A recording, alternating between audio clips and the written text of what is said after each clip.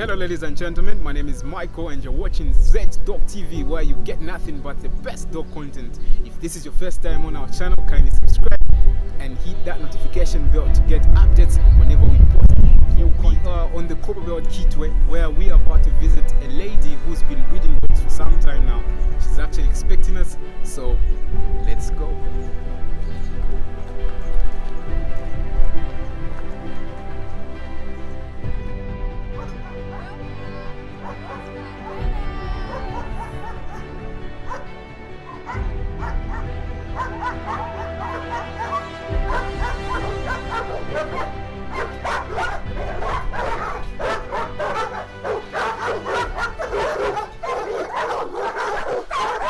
So the lady who owns Crossfire is about to join us right now, so we're just going to have a short interview with her just to hear a few things on how she takes care of her dogs and how she's been breeding her dogs for some time. Okay, so I'm here with Mr. Sanga, who is the founder of Crossfire Kennel, and she's just going to tell us how Crossfire came about, and she's just going to give us a brief talk about Crossfire.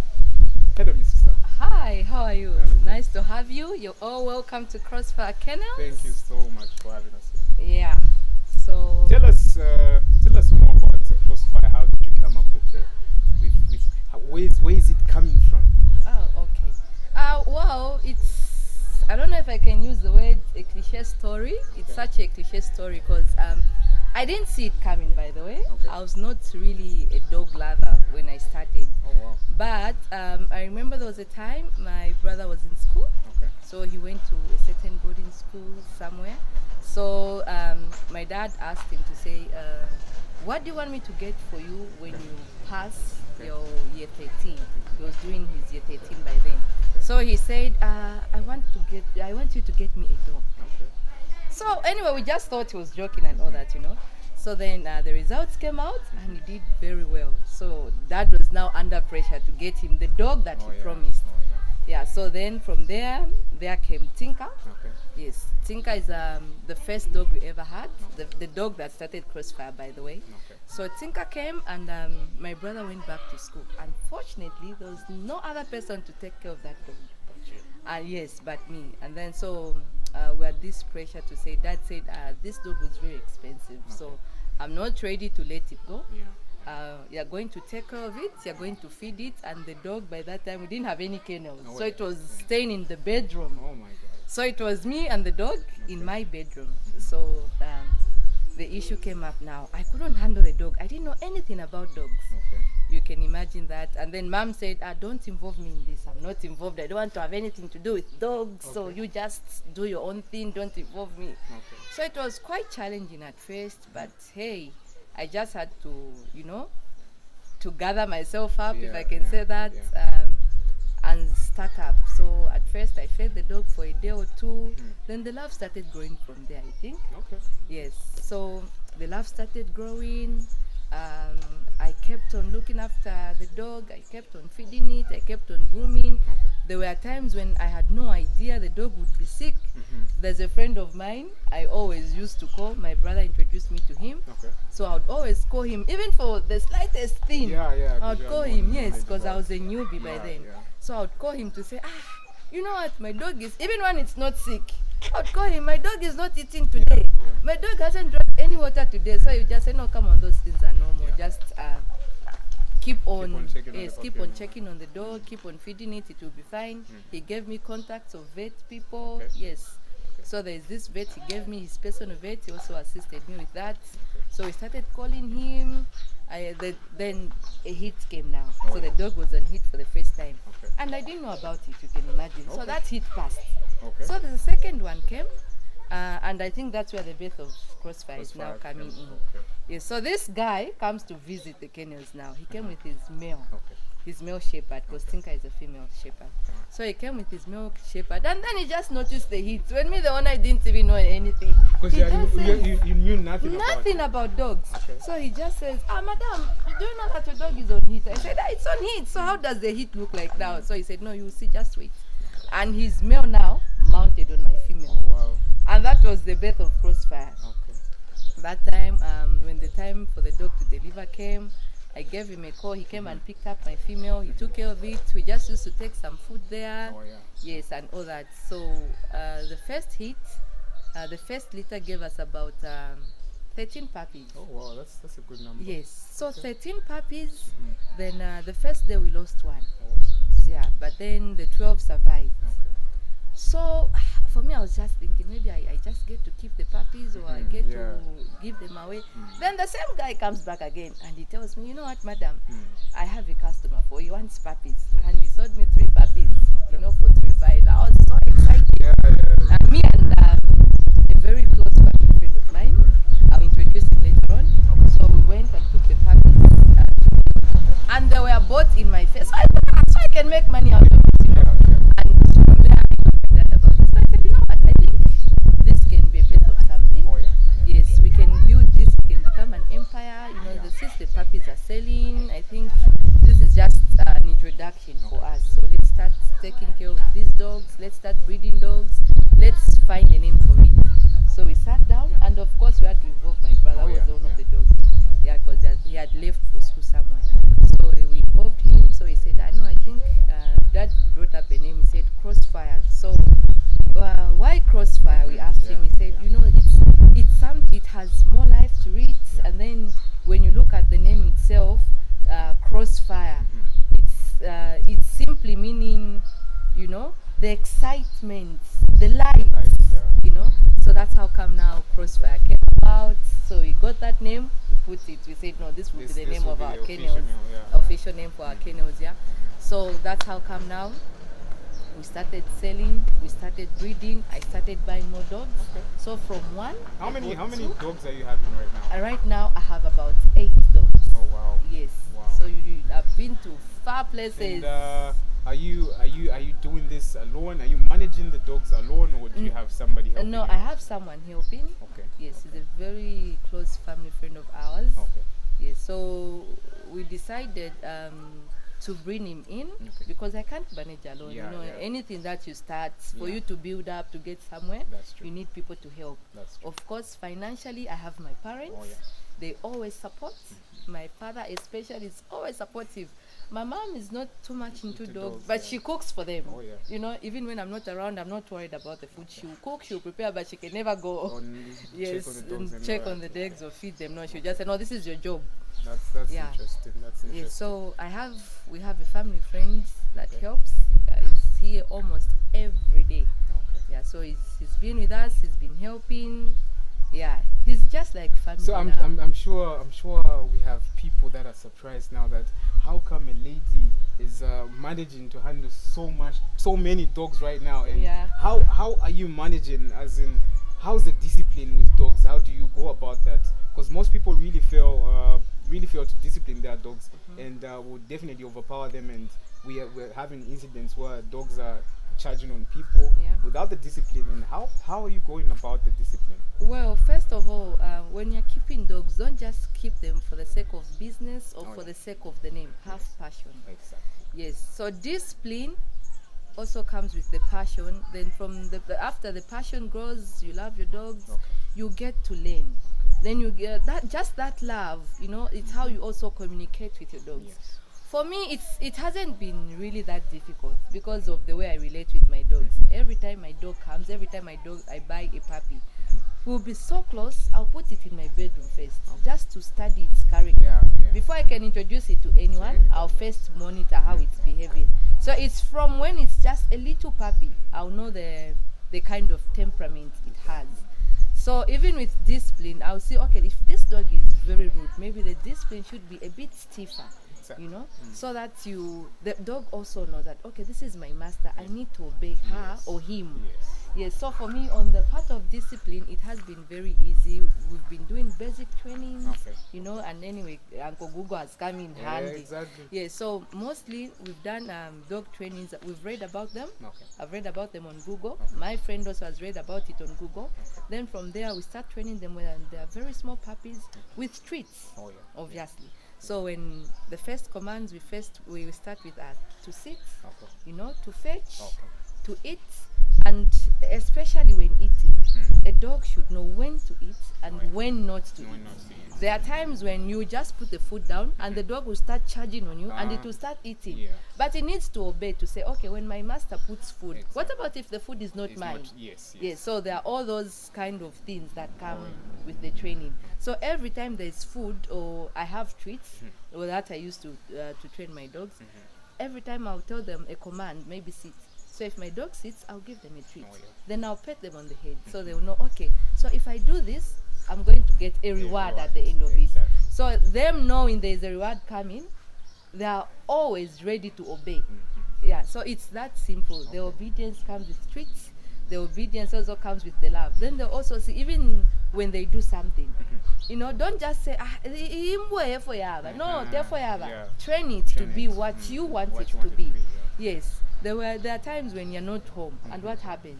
Visitors will come, you have children, Yes. the dog is going to attack that child. Exactly. And then children are just children, you know, so there are things that maybe a dog will come and start, there are certain ways they would want to play with you, they will be very rough, and then you just say, can you stop that? You know, and if it's not obedient, give them a small beating, pet them, then they'll know, okay, they are just simply telling me not to do it, and they love when you pet. So, talking about food, most people don't really know how they should go about the schedule and how they feed their dogs. And most people are asking, how many times should I feed my dogs? What portion, how much amount of food should I give to my dogs? So what are the best times, and how many times do they feed? Okay, let me just say, from the time they come as puppies, I give them 3 times. In the morning in a small moderate amount, in the afternoons also, then in the evenings, and I make sure the meals are balanced. There's a bit of meat, there's a bit of pet biscuits, which has everything overall, then some veggies as well. You can include cabbage, you know, you can include some soya chunks. That will balance up the meal. In the afternoons, same. In the evening, same. As they keep growing, and depending on the weight, the meals also start reducing. So now I come from 3 meals to 2. Then from 2, according again to the growth. That will be at what age when you begin with the 2 meals? Mostly for me, my pets, when they are a year old, then I switch. I know that it's now an adult dog. So now reduce to 2 meals. Then according to the growth and the features, you know, there are some dogs that you really need to put in more effort. According to the features and whatnot, then I reduce to 1 meal, which is in the evening. Because I believe when you feed your dog in the evening, when a thief comes or any other foreign person comes, they won't throw anything at them, they will be fine. Yes, Okay, good. so talking about another topic we come to, about hygiene. This is the most important thing we're touching on. And how often do you bath them? Well, I do it every week. If I have the muscle and I have the time, I do it twice a week. If I can't manage, I do it once a week, which is on weekends, mostly on Saturdays. So we buy pet shampoo. We use pet shampoo to bath them. Then we also check the ears, because the ears are also important. Are found in the ears, yes. So we make sure the ears are clean. I also have some powder, some pet powder. For the fleas and the ticks, they keep them away.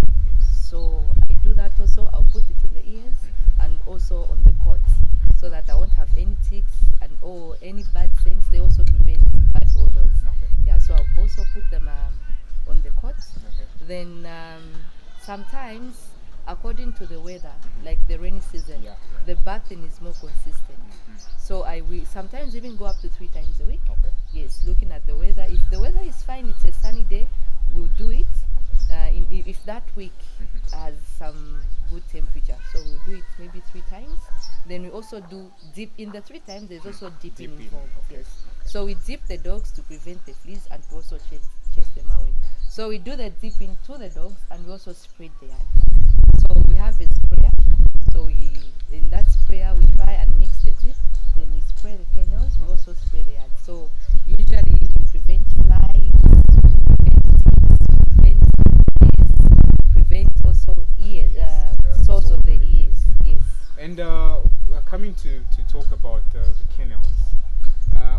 most people really want to know the types of disinfectants they should use to kill the pee smell. You know, when you're having dogs, they pee, the smell is just bad. What do you actually use when cleaning the kennels? Well, we use different things Okay. actually, but I trust bleaches. Okay. For me, I'm so much into bleaches. Okay. So I'll do a run with just some soap. Okay. Then after I clean with the soap, first I'll collect the poop. Then I'll do a run with some soap and some running water.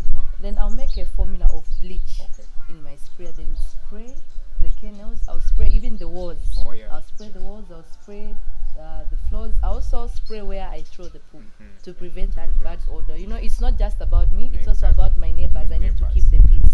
Yeah. So I'll spray the kennels. I'll spray the surrounding. Then with the bleach, Yes. obviously. Then I also make sure the doors are also sprayed, Spray them. because there's sometimes the dog will step in the poop Yeah. and they will leave it on the Exactly. yes on the doors. So I also spray the doors to prevent the odor. But usually bleach, it's very As I was coming, I was really actually amazed when I found the stickers, the posters of Beware of the Dog. This is one of the most important thing a dog owner should do, because this actually is an awareness to say to show people that they are dogs here, because most people just enter the yard and they'll be bitten by dogs. What message do you have to, especially to someone who's having a dream of beginning dog breeding or wanting to own a dog for the first time? What message do you have for them? Be a responsible dog owner. That's number one. Have the passion. Don't just start something that you don't understand. Make sure you gather enough information. Ask people that are already in the business. They're going to help you out. For me, I had someone, fortunately. So ask, talk to someone, get enough information, know anything and everything about dogs. Yeah, have the passion. Really, that is what is important. The passion. Have that driving force. Let it be in you. Don't just copy things. Don't. If it's not for you, stay away. So you've heard it, guys. It's not all about money. It's all about having the passion. When you have the passion, then you definitely keep those dogs. So be a responsible dog. Before we go and see the baddies, we would just like to know what kind of breeds you're having in your kennel. Yeah. Okay. So I have let me just say two main breeds. Okay. Which are the Boerboels and the German Shepherds. Okay. Then I have one special one. Okay. I call her special Okay. because I love the coat, the eyes, you know. It was very unique. It's a mixture of a Boerboel and a Dogobodu. Okay. Yeah, Okay. so her name is Klaus. Okay. You get to see Klaus. So When guys, I introduce you. we are about to see those dogs. We're about to see those dogs. So just join us. Let's go.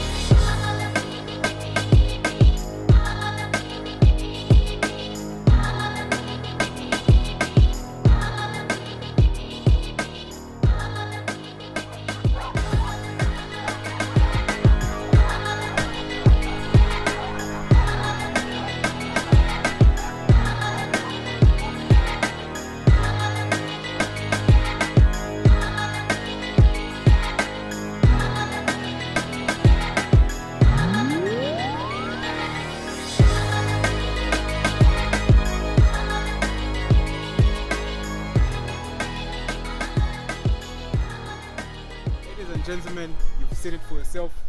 This is how kennels are supposed to be, not whereby you build something small that you confine your dog. These are kennels that you are supposed to build. Let's go. So you can see the dogs are actually having space in there, so they can move about, they can do their business inside there and all that. They have the space. There's plenty room in there. So don't build something small to confine your dogs. To all dog owners, Be a responsible dog owner. You're watching Z Dog TV. Subscribe to our YouTube channel. You are watching Z Dog TV. Be a responsible dog owner.